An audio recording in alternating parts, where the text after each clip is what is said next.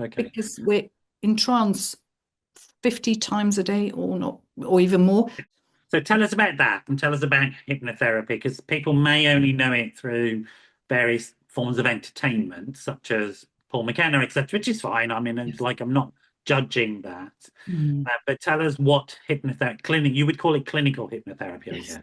Yes. So tell us about what clinical hypnotherapy is.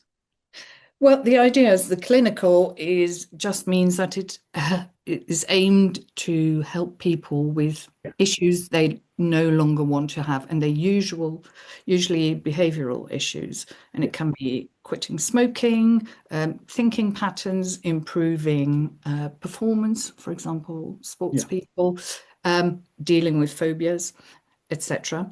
Mhm. Um, and actually, it's a form of harnessing the power of our own mind to Yeah. bring change about. And there's no mystery and nothing magical about it Yeah. because it's the person in question who's come to seek help who is doing all the work. We facilitate it by My actually. slightly lay person view of it as a clinician is that it involves deep relaxation states as part of the work. Is that correct or not? That's entirely correct. And these days, imagery has shown that actually the state of hypnosis, in general, because there are different stages within, show up as different wavelengths of the brain. Yeah, that's So they're right. roughly between sleeping and wakefulness, and then Good. you've got different depths of hypnosis. And have I got it right that there's some similarity within hypnotherapy and the use of microdosing of what are they called? Hallucinogenics and hallucinogenic supported psychotherapy, that there's some similarity in brain patterns? Or is I'm making that up? I don't know. It could be. I don't know if there's been research to show anything, I but thought I'd been reading something about that. mm, Certainly, I know there's a form of transcendental meditation has yes. also been studied similarly, and we know that that has significant brainwave changes when you use that. Is that correct? It could be compared to that, to a state More of like that. Okay. meditation or even daydreaming, Okay. Okay. Okay. because we're in trance 50 times a day or not, or even more. For example, if you drive from A to B and you arrive at B and you can't remember your journey, you've been in a trance because you're alert. If something were to happen on the motorway, you would be able to brake in time. But your mind has gone to a different place in the sense of altered waves and therefore, And is altered. that similar to what people talk about when they say a flow state? Or that Um, different state? I'm Probably. asking you a lot of questions, just generally out of interest, to be honest, Karen. It's not dissimilar.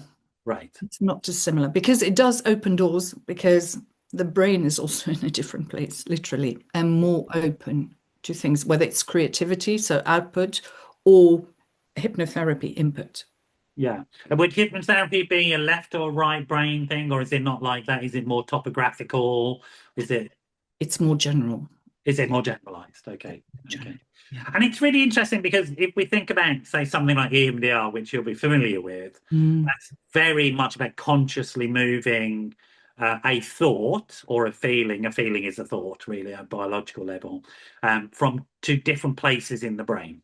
mm, Okay. mm. And working with that sense in which there's different aspects of the brain and mental functioning physically located in different places, which produce different states of mind. Definitely. And that applies to hypnotherapy when we're working, for example, with people with PTSD Yeah. or severe trauma. Indeed, it's that helps moving certain disturbing images or thoughts back into the place in the brain when memories are Where it stored. can be worked and Yes, processed. and processed as opposed to it being at the forefront in the neocortex as something that's currently happening and is Yeah. there all the time. Yeah. Yeah. I mean, I would have imagined that with hypnotherapy, there's a lot of exciting possibilities with that Mm, because it allows to go into that deep state of trance or relaxation, whatever word people want to use. yes. And that's why I was thinking about the psychedelics, because the research around psychedelics is it also gets people into a deeply relaxed state where they can approach some of these highly traumatic things without freezing on them. Yes. and can discuss them with another person, which we know that this discussion with another person is the crucial thing to transformation. Mm, That having the other rather than just inside our head, mm, we get relational about it. mm, And mm. so, what drew you to clinical hypnotherapy? What was it that drew you into that? I'm pondering whether there was a personal thing as well, because like I remember when my work with refugees, that was tough stuff. Knowing this stuff was not pleasant. There's no level on which it was pleasant, and it gave me sleepless nights.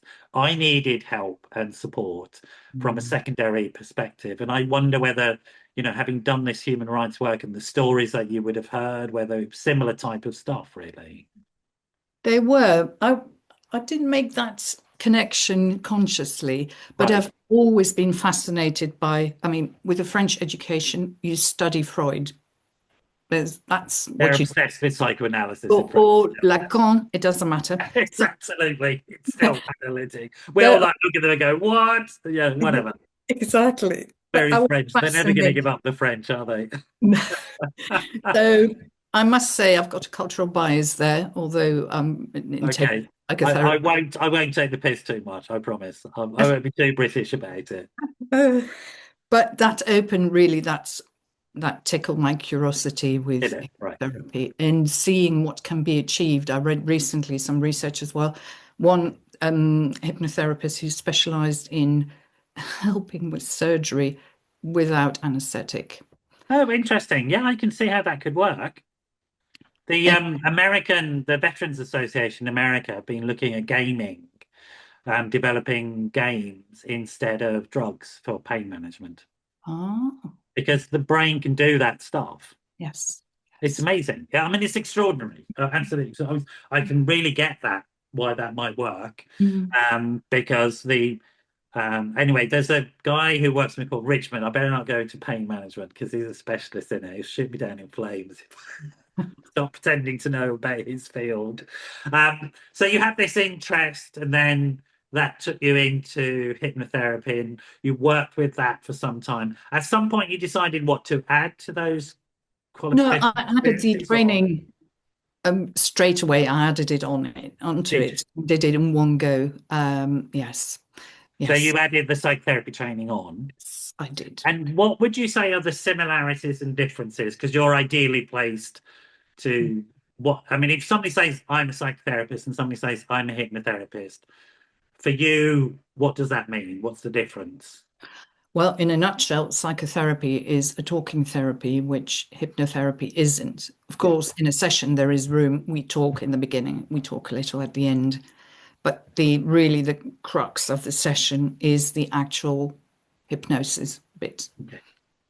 And Uh, that's the thing that people do, which is a behavioral technique and sort of like somatic experience. yes. Yeah.